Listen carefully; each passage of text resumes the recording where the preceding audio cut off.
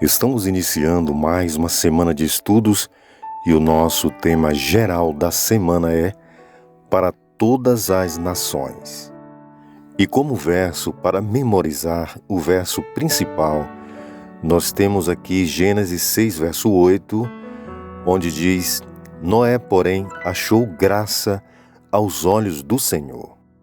Uma vez que o pecado entrou no mundo, foi como cair em um tobogã ou se lançar de um avião em queda livre.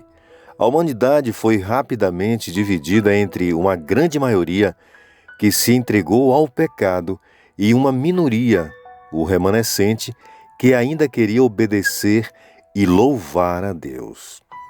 Quando o mal atingiu o pico, Deus interviu drasticamente, mas a graça divina encontrou uma maneira de nos dar uma segunda chance.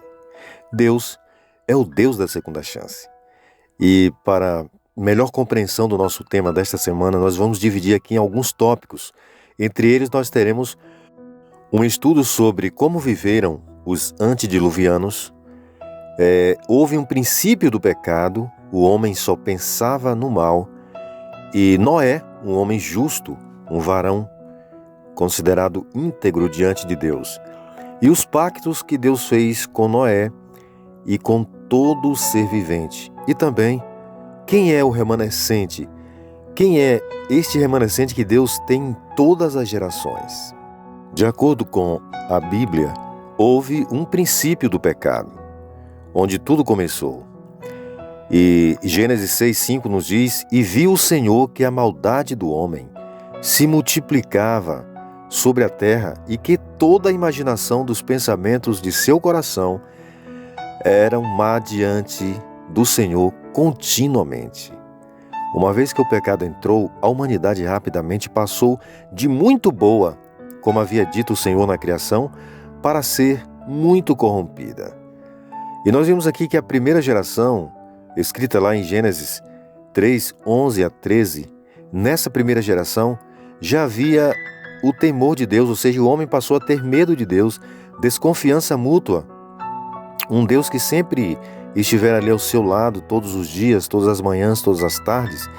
Agora o homem desenvolveu uma espécie de autojustificação. E na segunda geração, Gênesis 4:8, já havia ali assassinato, rebelião aberta contra Deus.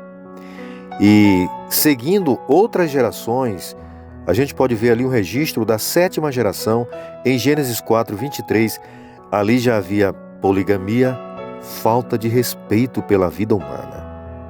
E seguindo a oitava e décima gerações, Gênesis 6, 2 e 11, os servos de Deus mesclaram com pecadores, e aí a violência foi ilimitada.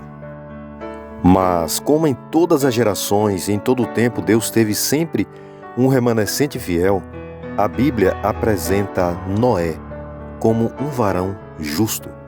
Gênesis 6:9 diz: Noé era homem justo e perfeito em suas gerações. Noé andava com Deus. O pecado leva à ruína e à morte. É por isso que Deus odeia o pecado. Ele quer erradicá-lo, mas ao mesmo tempo Deus quer salvar o pecador. E é disso que se trata o pacto. Quando ele examinou o mal que reinava no mundo, Deus observou que uma grande parte da humanidade havia alcançado tal grau de maldade e rebelião que eles não ouviam mais a voz do Espírito Santo. No entanto, nem tudo foi perdido. Havia ali alguns que ainda ouviam e queriam servir a Deus. Entre eles estava Noé, uma pessoa justa e perfeita diante de Deus. Mas vamos notar que toda a sua justiça, toda a justiça de Noé, todo o seu comportamento não poderia libertá-lo do jugo e do julgamento divino. E inclusive convém pontuar aqui que foi pela graça que Deus entrou em um pacto com Noé. Encontramos a confirmação desse registro em Gênesis 6, verso 8. Uma escritora americana muito conhecida, chamada Ellen White, em seu livro, ela escreve o seguinte sobre Noé, que Noé não apenas pregava, mas que a vida de Noé era condizente com aquilo que ele pregava. Noé não apenas falava às pessoas através de palavras, mas com a própria vida Noé demonstrava que as escrituras sagradas, que as promessas de Deus estavam dentro de seu coração. E por isso, ele aportou-se com paciência e mansidão semelhantes às de Cristo, sob os provocantes insultos, montejos e escárnios das pessoas daquela época que não criam em nenhuma das promessas de Deus e muito menos num dilúvio. E então Deus faz uma aliança com Noé. De acordo com Gênesis 6,18, nós lemos que: "Mas contigo estabelecerei a minha aliança, disse o Senhor." E Deus deu uma ordem a Noé neste verso aqui. Ele disse: "Entrarás na arca, tu e teus filhos, a tua mulher e as mulheres de teus filhos contigo." Assim como um marinheiro joga um salva-vidas a um náufrago, Deus ajudou Noé fazendo um pacto com ele. E Deus disse: "Se me obedeces, faça uma arca, entre nela e te salvarei, você e sua família." Aqui podemos ver a graça em ação. Deus toma a iniciativa de salvar Noé. Ele chama meu pacto, sem que Noé precise fazer nada. Noé não fez nada para merecer essa atitude de Deus. Deus não se beneficia deste pacto. O benefício é totalmente humano. No entanto, se Noé quebrar o pacto, ele perde tudo. Como um marinheiro, Deus anseia pela salvação do náufrago do pecado. Por esta razão, ele nos oferece sua aliança e nos pede para entrar na arca da salvação, uma arca em forma de cruz.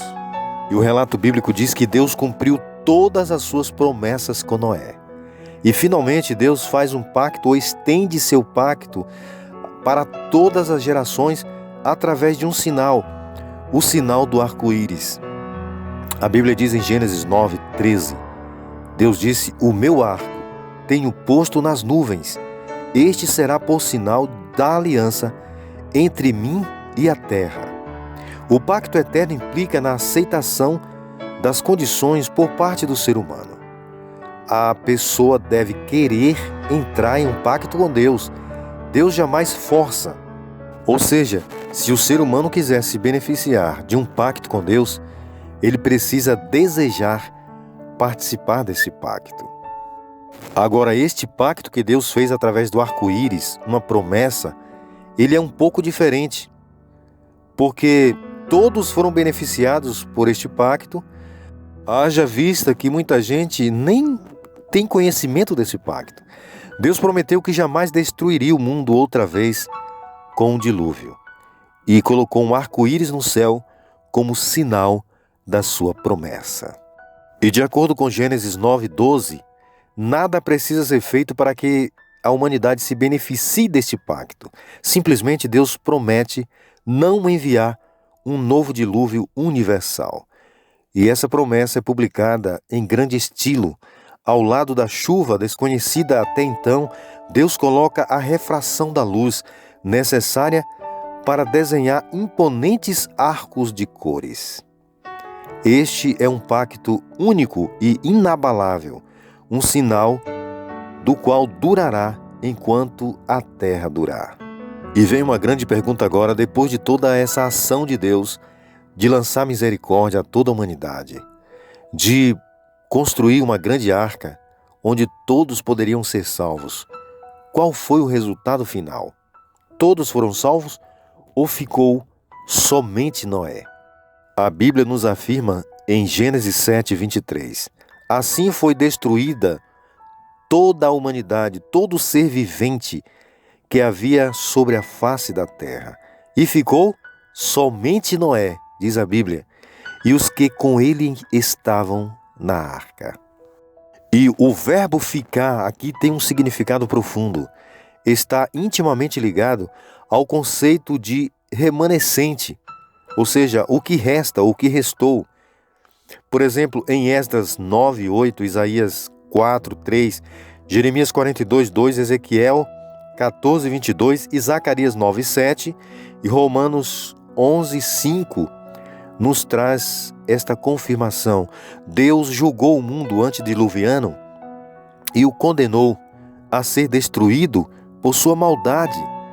Mas ele fez um pacto com o remanescente, aqueles que estavam dispostos a ouvir Deus e seu pregoeiro da justiça. 2 Pedro 2:5. Mais uma vez, Deus está julgando o mundo.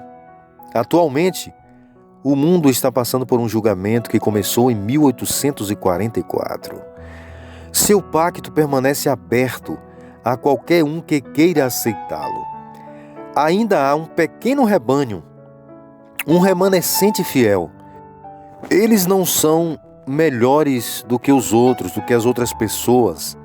Eles são apenas aqueles que amam a Deus e aceitam a sua graça. Querido amigo, não quer você fazer parte do remanescente fiel dos últimos dias?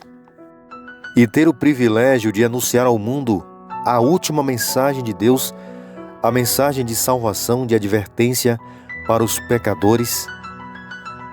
E o convite que nós fazemos através dessa mensagem é: seja um remanescente fiel.